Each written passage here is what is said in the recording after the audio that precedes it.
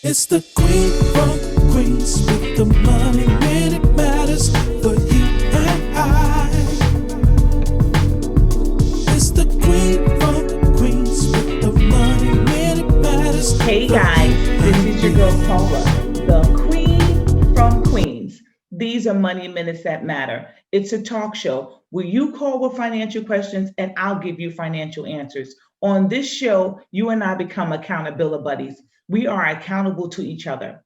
We talk about moving from being in debt to debt free to optimizing your financial future. We're continuing with the last few segments of our financial empowerment conference. I have my guy here. He is my financial advisor. His name is Twone. He is the owner of the new Greenwood Avenue, and he manages my money, quite frankly. Each year, at the beginning of the year, we talk, we set our goals, we make a plan for where we want my money to grow. I love him, I trust him. There's a rule about money, and one of the rules of money is hang out with people who are smarter than you. And this brother and his wife, they are the dynamic duo. I love them both. Here, my friend Twone. He's going to talk to us about the law of large numbers. Take it away, Money Alicia. when it matters for you and I. It's the queen from Queens. Welcome back to Twone Harris, a retirement income planning specialist and founder of the new GreenwoodAve.com. Twone, let's hear your piece of the pie. Let's hear how we can get a bigger piece of the pie. Very good. Thank you all. Good seeing you all again. I'm trying to share my screen here.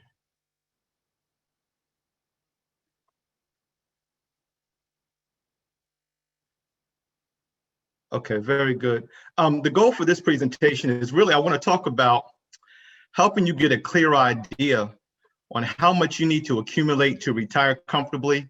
We're going to go over some simple ideas to help you end up with more money in retirement.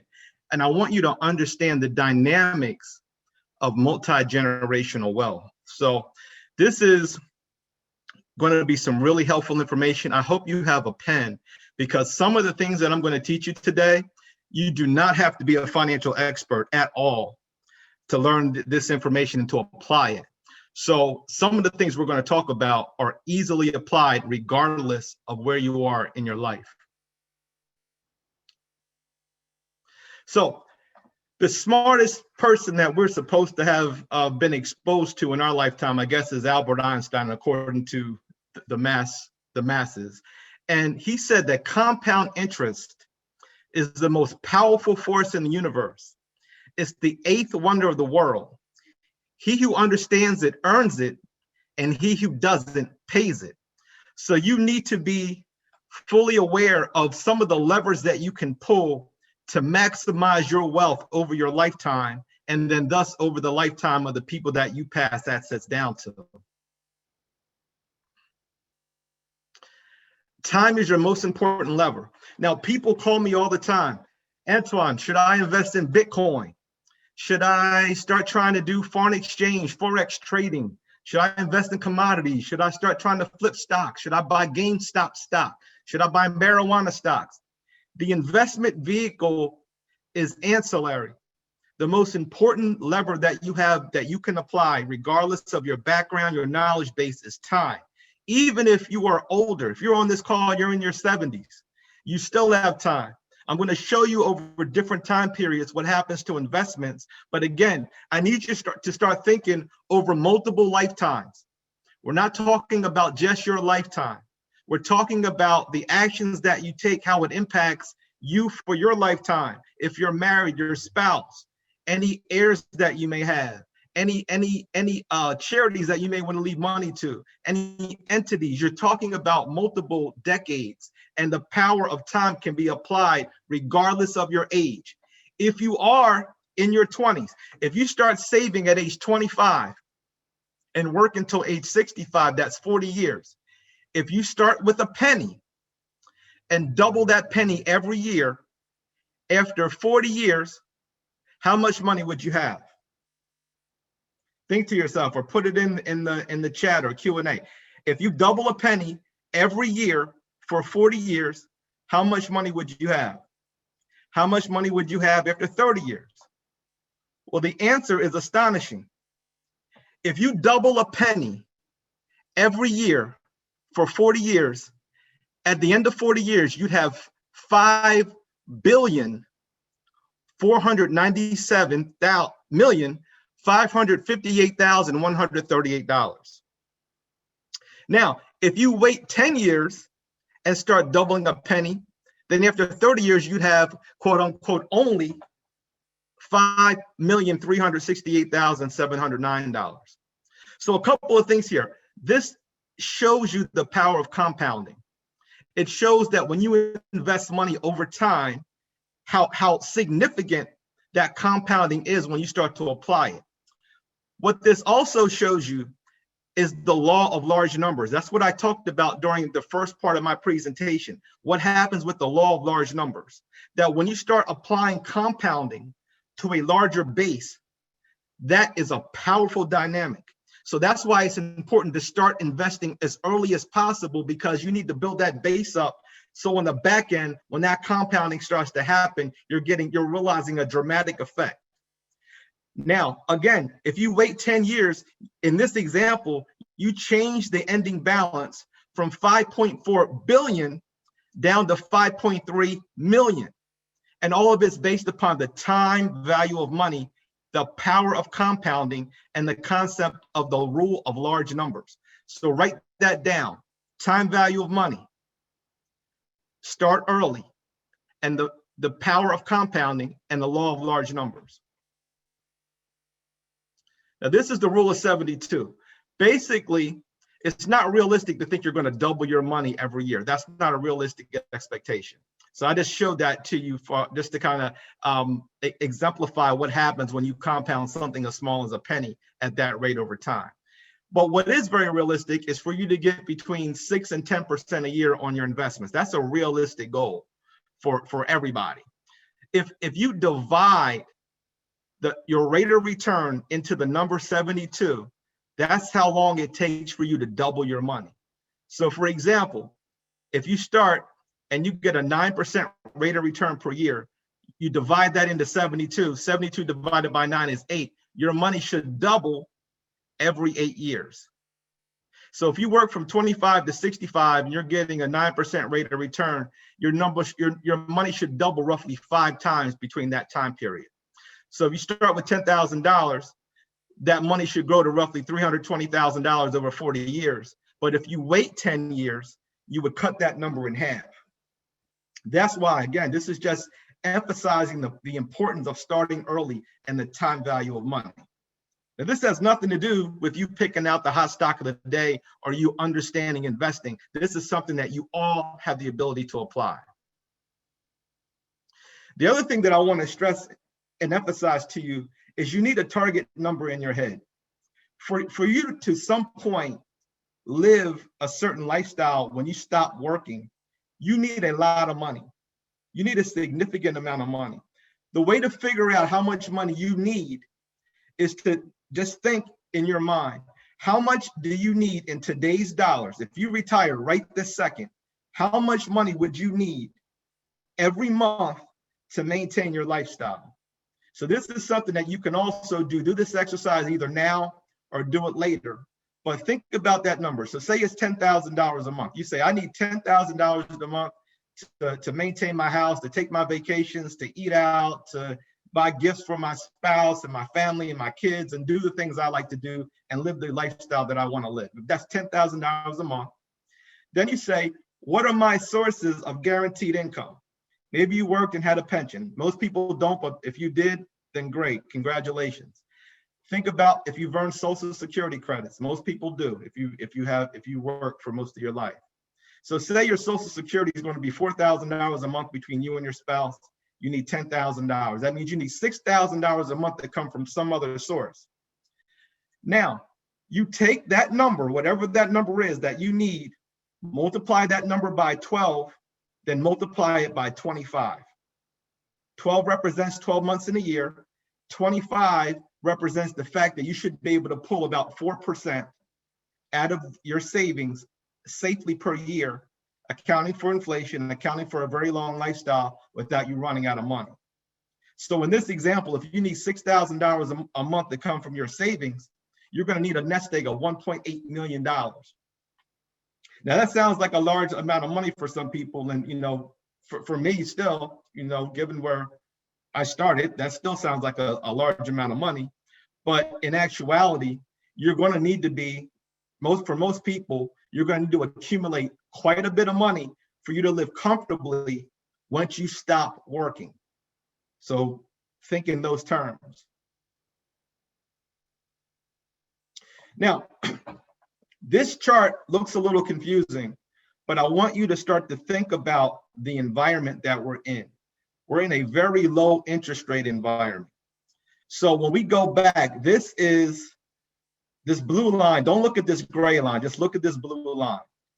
These are 10-year government bonds. If you borrow money, if the government, if you buy a government bond for 10 years, you give the government some money, they're going to pay you some interest. Back in 1981, the government was paying 15.84% to you on a 10-year bond. That number now in 2021 is 1.1%. So the interest rates have come down dramatically since the 80s. Back in the 80s, if you want to get a mortgage, your mortgage rate was likely 11, 12, 13, 14% of the interest that you paid on your mortgage. So think about that. Think about going to buy a house and you signing up for your mortgage and you have to pay 14, 15% in interest for your mortgage. That was a very real reality back then. You could have bought these treasury bonds and got 15.8%. That's greater than the rate of return that we expect that you would get if you invested in risky things like stocks. These government bonds are basically risk-free. It's a promise from the US government that they're going to pay you back your money that you loan to them. So this is a very different environment. Interest rates have come down dramatically. The reason this is important is we need to kind of reverse our mind as far as how we view some debt. Now, we've talked about debt elimination, and that's very important. But there's a further distinction. There's good debt and bad debt. Good debt is debt that you incur to accumulate an appreciating asset. So for example, if you get a mortgage is debt. You've purchased a home with that debt, and theoretically, the value of your home should increase over time, right? If you've done your homework, you bought in a decent area, we want that value of that property to appreciate over time.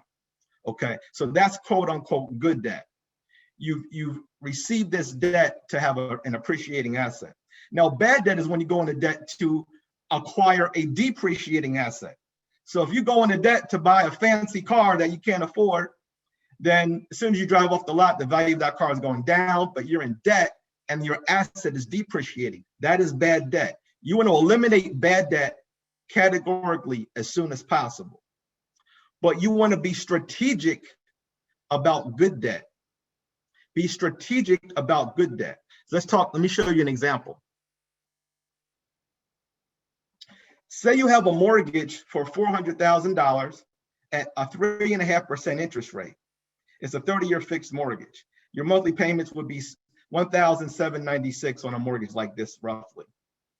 Now, say you got a promotion and you can afford to pay an extra $500 a month on that mortgage and try to pay that mortgage down faster because you want to get out of debt, right?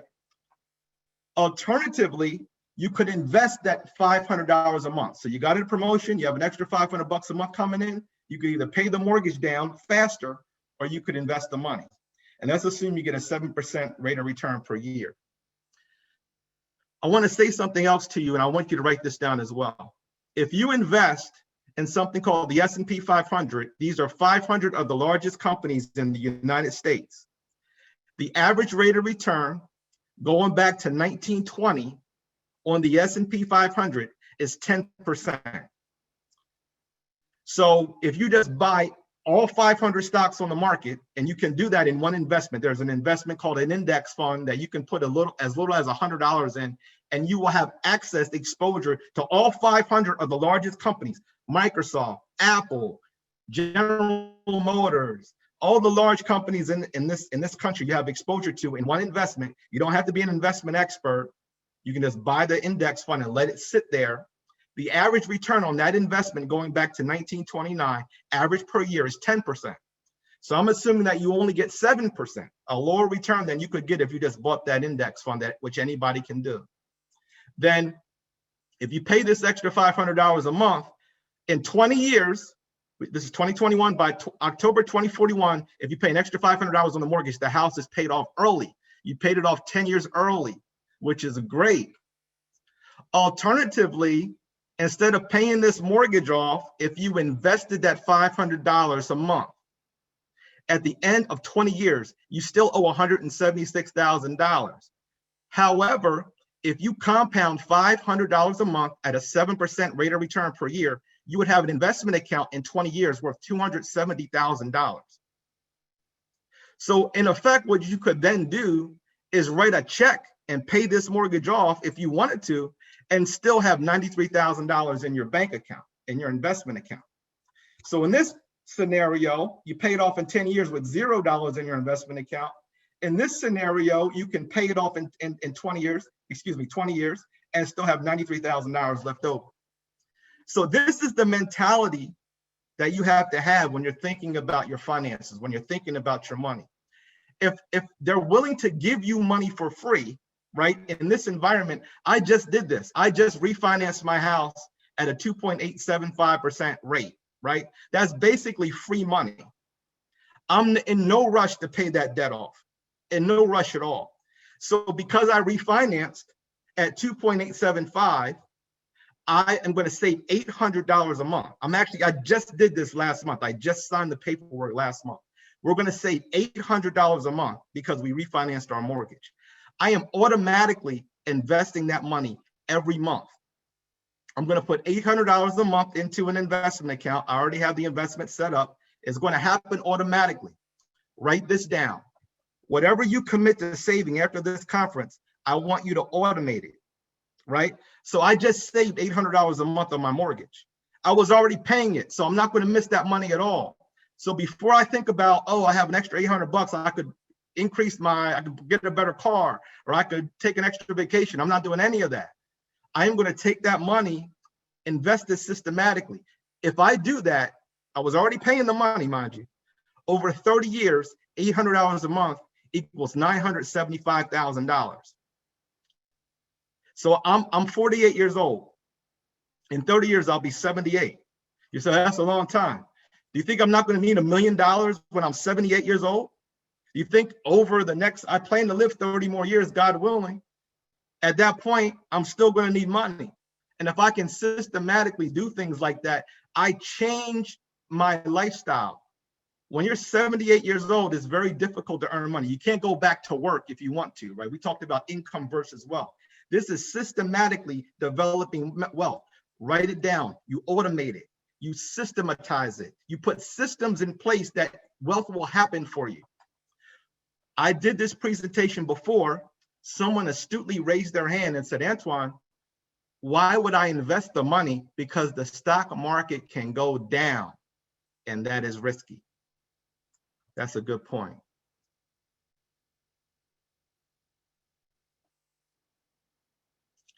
I hope you can see this.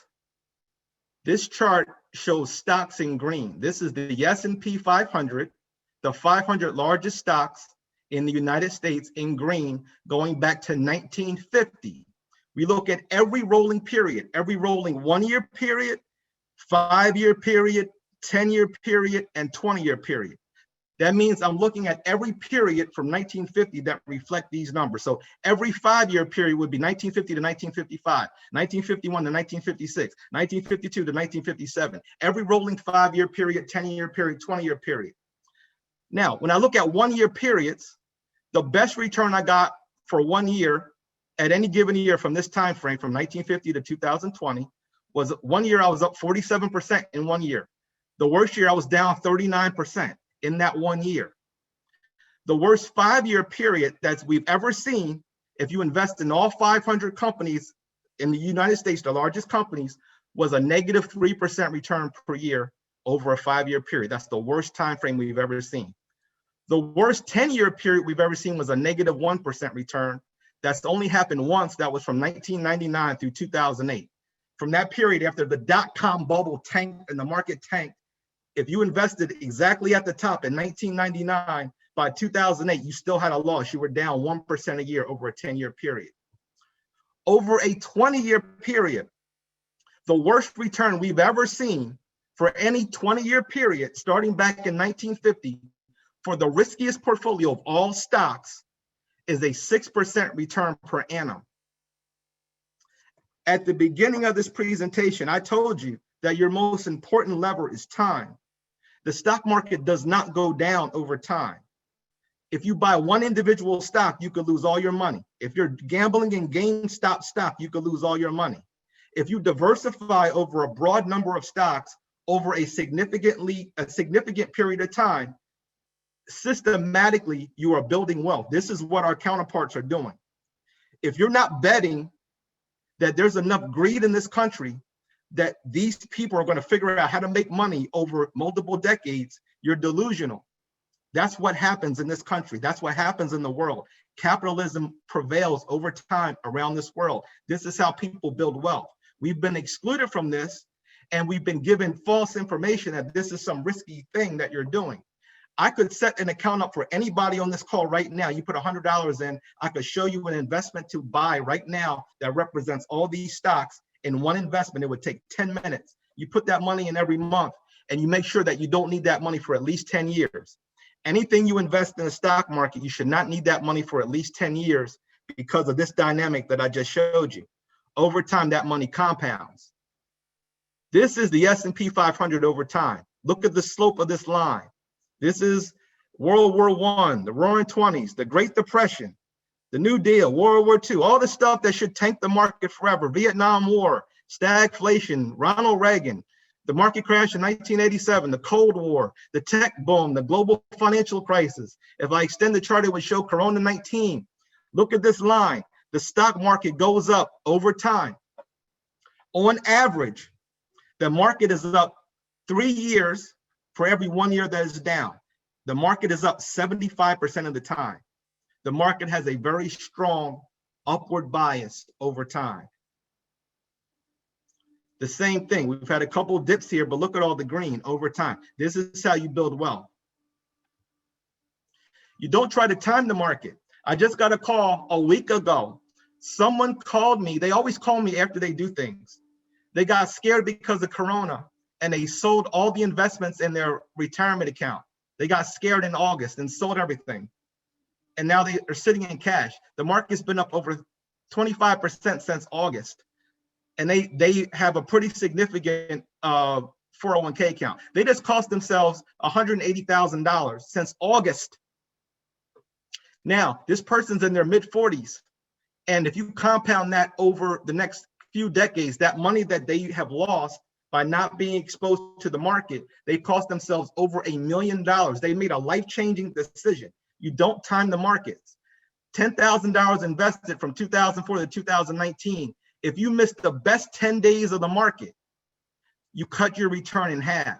If you have $10,000 invested since 2004 in the entire market, you should have $36,000 as of 2019. If you miss the top 10 days, you only have $18,000. If you miss the top 20 days, your $10,000 only grows to $12,000, $11,908. You get your investment plan set up. It's money you don't need for at least 10 years. You're fully diversified. You don't think about it. You automate it. You do not touch it. Small companies lead out of down markets. So we just saw the economy dip with COVID-19. I talked about the S&P 500 represents large companies. Smaller companies tend to lead out of a downturn. Why am I telling you this? If you have access to a 401k, 403b, TSP, you need to have some small company representation in that portfolio. If you don't know what I'm talking about, I will give you my email at the end of this call. I am very busy. I may not be able to reply right away. I will reply to you ASAP. I promise I will, regardless of how much money you have. I'm going to give you my email at the end. There are mega trends that we're seeing throughout this economy that could change your life, that you need to have exposure to. We're seeing technological breakthroughs. You've seen this happen with this vaccine development. We've mapped out the human genome. Companies are going to be able to create drugs that are specifically designed for your genetic makeup. Customized drug programs. That's a breakthrough technology. Demographics and social change. Our population is getting older. The baby boomers, people born between 1946 and 1964, are getting older every day. They're going to retire. That means retirement homes, drug programs, things that older people need. That's going to change the landscape of our economy. Rapid urbanization. In emerging markets like China and Asia, you're seeing people leave the countryside and come into the city that has a dynamic change in the infrastructure of cities. You're seeing things like electronic vehicles and climate change. You're seeing this big ice storm that's come through. Global warming is real. What do we do about that? We need efficient energy programs. There's ways you can capitalize upon these things. Artificial intelligence, emerging middle class around the world. These are all mega trends. They have investment vehicles that are designed to take advantage of these mega trends. It's incumbent upon you to get this information and put these trends to work in your favor. Now, I did a rap. I used to rap. I did a rap about a year ago as kind of a, it was a joke, I guess. My wife asked me to do this rap for some kind of online event. And in the rap, I said, you're on Facebook, but I own Facebook. So people are doing things. I said in my first presentation, you put yourself on the side of the powers that be. You don't argue with them. You don't fight them. You put yourself on that side. If everybody wants to be on Facebook, or you think Facebook's good or bad, I own the stock. So when people go on there, you don't like Facebook, it's for old people, you're on Instagram. Well, Facebook owns Instagram. I own Instagram too, right? So when people are on there buying stuff and getting ads presented to them, I'm making money. If your wife and my kids and everybody's on Amazon all the time, you're on Amazon, I own Amazon. So when things like this happen, someone said something about credit cards. I own a credit card company too. You put yourself on the side of these trends, and these things add to your balance sheet systematically over time on purpose. There's no excuse. Now, transfer assets strategically. So you've set up your investment program. This is real quick. If you pass away, someone needs to get paid, period. Either you have money saved and they're going to get a significant estate, or you have life insurance. Do not walk around here without life insurance. You can get life insurance for 20, 30 bucks a month. Somebody needs to get a check when you die.